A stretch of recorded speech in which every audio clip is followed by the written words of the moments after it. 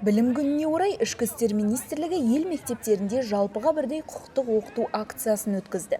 Ол кәмелетке толмағандардың құқықтарын қорғауға және олардың арасында қылмыстың алдын алуға бағытталған. Акция аясында бүгін елорданың номер 22 мектеп гимназиясына ведомствоның тергеу департаментінің бастығы Санжар Әділов келді.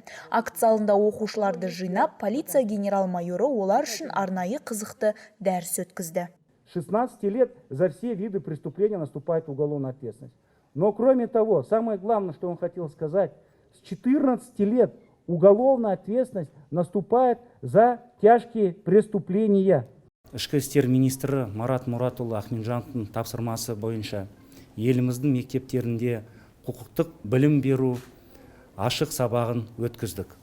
Кездесу барысында жоғарғы сынып оқушыларға құқықтық қылмыс жауапкершілік туындайтын жас мөлшері, есірткіні денсаулыққа зиянды әсері және заңнамалар өзгерістер бойынша ақпарат жеткіздік. Біздің жастар өте мейірімді, өте дарынды, әрқайсысы әлемге жақсы өзгеріс іздеуде. Біздің жастар болашақта өте бақытты болады деп сенемін. Сондай-ақ тәртіп сақшысы жасөспірімдер арасындағы нашақорлық сияқты өзекті тақырыпты көтерді. Есірткінің ағзаға келтіретін залалы мен оны тұтыну мен тарату неге әкеп соғатынын түсіндірді. Одан бөлек полицей жеткіншектерді сақ болуға, әрбір басқан қадам мен жасаған әрекетке жауапкершілікпен қарауға шақырды.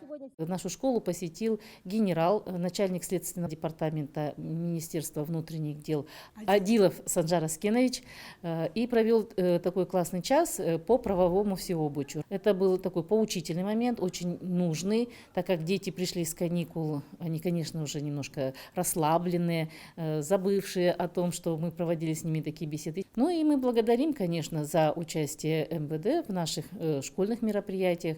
Мы всегда открыты, всегда ждем гостей. Өз кезегінде оқушылар да полиция қызметкерлеріне алғыстарын білдіріп, кездесуден түйгендерімен бөлісті. Сегодня приезжал к нам на классный час главный генерал-майор полиции, рассказал нам про законы и про проблемы Казахстана с наркотиками. Нам рассказали, что у школьников большие проблемы с наркотиками и не стоит употреблять синтетические вещества. Они вызывают зависимость с первого раза. Потом к нам пришли на классный час МВД. Они нам рассказали про мужество. Айта кету керек, мұндай кездесулер балалардың рухани адамгершілік тәрбиесі мен өскелең ұрпақтың құқықтық сауаттылығы үшін өте маңызды.